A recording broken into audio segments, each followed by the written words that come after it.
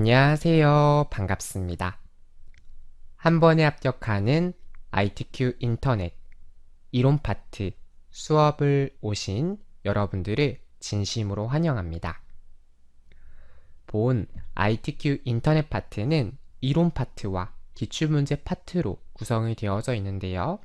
시험을 임박하게 준비하시는 분들은 기출문제 파트를 중심으로 수업을 들어주시면 되겠고, 이론편부터 처음부터 제대로 공부하고 싶으신 분들은 이론 파트부터 먼저 수업을 들어주시면 되겠습니다.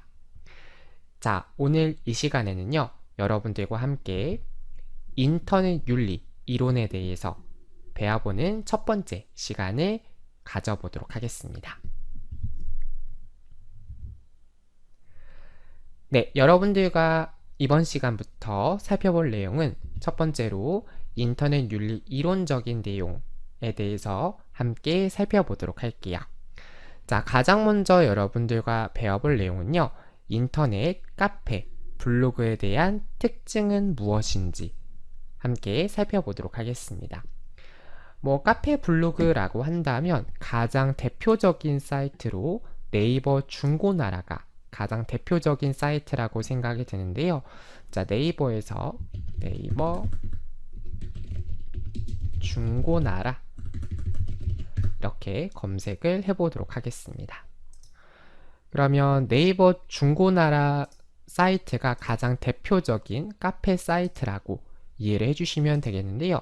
자, 보시게 되면 아무래도 이 중고나라 같은 경우에는 중고에 관심 있는 사람들이 이렇게 글을 올리고 또 댓글을 작성하고 또 게시글을 열람하고 이런 부분들을 하게 되겠죠. 자, 그래서 인터넷 카페 블로그 같은 경우에는 게시판, 방명록을 통해서 여러분들이 대화의 통로로서 활용할 수가 있다 라고 하는 특징이 있다 라고 기억해 주시면 되겠고요. 자, 그리고 공통적인 관심사를 가진 동호인들이 있겠죠. 만약에 중고나라라고 하는 카페가 있다면 중고거래에 관심 많은 사람들이 있을 거예요.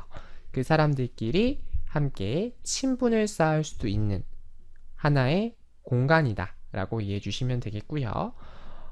만약에 여러분들이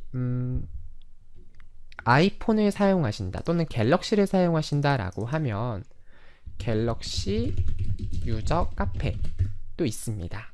자, 그래서 보게 되면 갤럭시, 삼성 스마트폰 갤럭시 유저들을 위한 카페도 있어요. 그래서 보시면 이렇게 다양한 정보들이 제공하고 있죠. 그래서 갤럭시의 사용 방법이라든가 이런 것들도 배울 수가 있는데, 이런 식으로 카페 블로그는 아무래도 공통적인 관심사를 가진 분야를 다루다 보니 전문적인 지식 정보를 공유를 할 수도 있고요. 또는 내가 그 정보를 열람한다거나 스크랩을 할 수도 있다. 이렇게 기억을 해두시면 되겠습니다. 자, 그리고 여러분들은 지금 21세기 정보화 시대를 살아가는 사람들이다 라고 할 수가 있어요. 자, 그래서 우리는 이 정보화 사회를 살아가는 구성원으로서 어떠한 행동 규범을 지켜야 되고 또 어떤 식으로 대처를 해야 되는지에 대해서 함께 살펴보도록 하죠. 자, 만약에 여러분들이 어떠한 정보를 제공하겠다 라고 하면 건전한 정보를 제공해야 되겠습니다.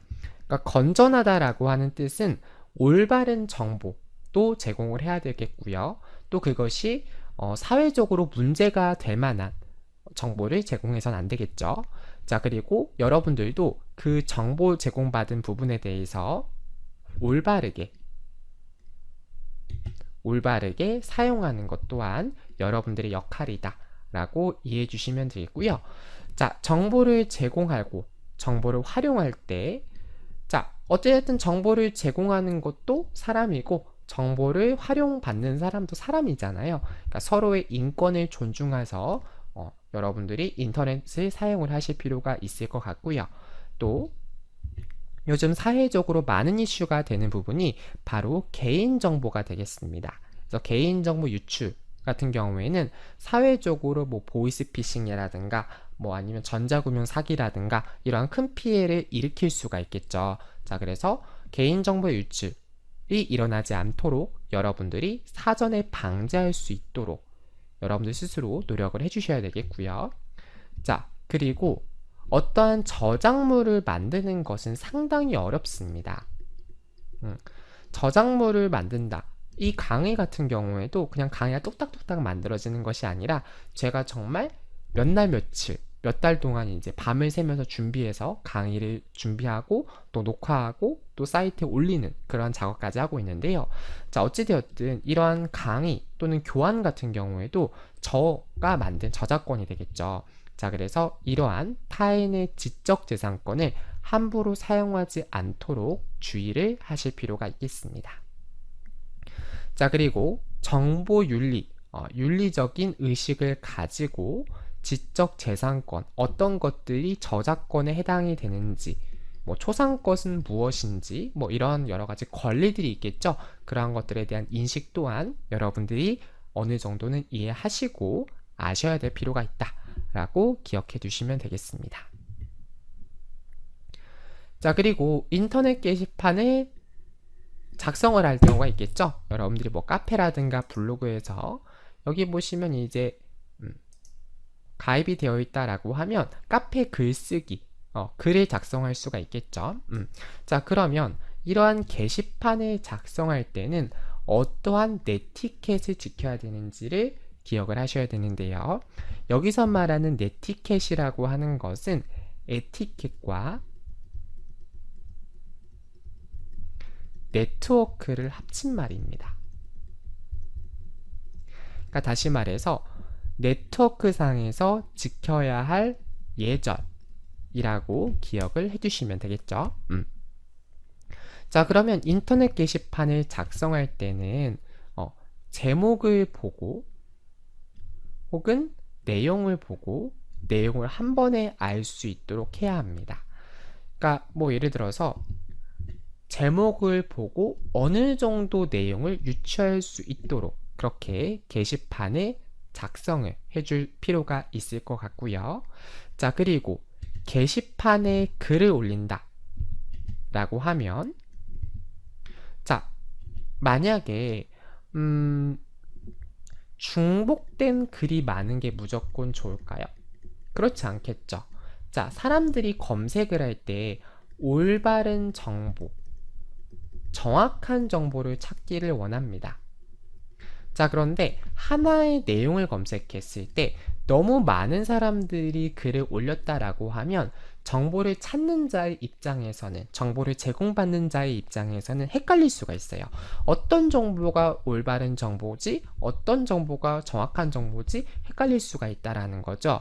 자, 그래서 여러분들이 게시판에 글을 올릴 때는 먼저 같은 내용의 글이 있는지 확인을 해주시면 되겠습니다. 그래서 뭐 예를 들어서 여기서 이제 검색 기능이 있잖아요. 그래서 내가 어떤 질문글을 올리겠다, 혹은 내가 어떤 글을 작성하겠다 라고 할 때 혹시 내가 생각했던 글을 똑같이 먼저 작성한 사람이 없는지 한 번 더 확인을 해주실 필요가 있을 것 같고요. 내용 같은 경우에는 명확하고 간결하게 누구나 한 번에 알아볼 수 있도록 작성해 주는 게 좋겠죠. 자, 그리고 내가 쓴 글은 내가 작성한 글이기 때문에 다른 사람이 내 글을 평가하고 또 내 글에 댓글을 달 수가 있습니다. 자, 그리고 요즘 SNS가 많이 화두가 되죠. 뭐 페이스북, 트위터, 인스타그램 이런 다양한 SNS 공간에 사회적으로 영향력이 있는 분들이라면 본인이 쓴 글에 의해서 어떤 평가를 또 받을 수가 있기 때문에 신중하게 글을 써주실 필요가 있을 것 같고요. 너무 한꺼번에 많은 글을 올리기보다는 정해진 날짜, 정해진 시간에 규칙적인 주기로 글을 올리는 것이 좋겠습니다. 그래서 한 번에 너무 많은 글을 올리는 것은 바람직한 자세는 아니다 라고 생각이 들고요. 자, 그리고 타인의 글을 이제 발췌를 해서 뭐 사용을 할 수가 있는데, 타인의 글을 이제 사용할 때는 일단은 먼저 그 글을 작성한 당사자의 동의를 얻어야 되겠고요. 자, 그 다음에 출처, 어떤 사람이 작성했는지 출처를 밝혀서 원작자에 대한 저작권을 알려야 하겠습니다. 자, 그리고 이제 네티즌이라고 하는 말이 있어요. 네티즌. 네티즌은 이제 인터넷을 이용하는 사람들, 이용자들이라고 이해하시면 되겠습니다. 인터넷 이용자. 인터넷 이용자들이 지켜야 할 행동 규범에는 어떠한 것들이 있는지를 기억을 하셔야 되는데요.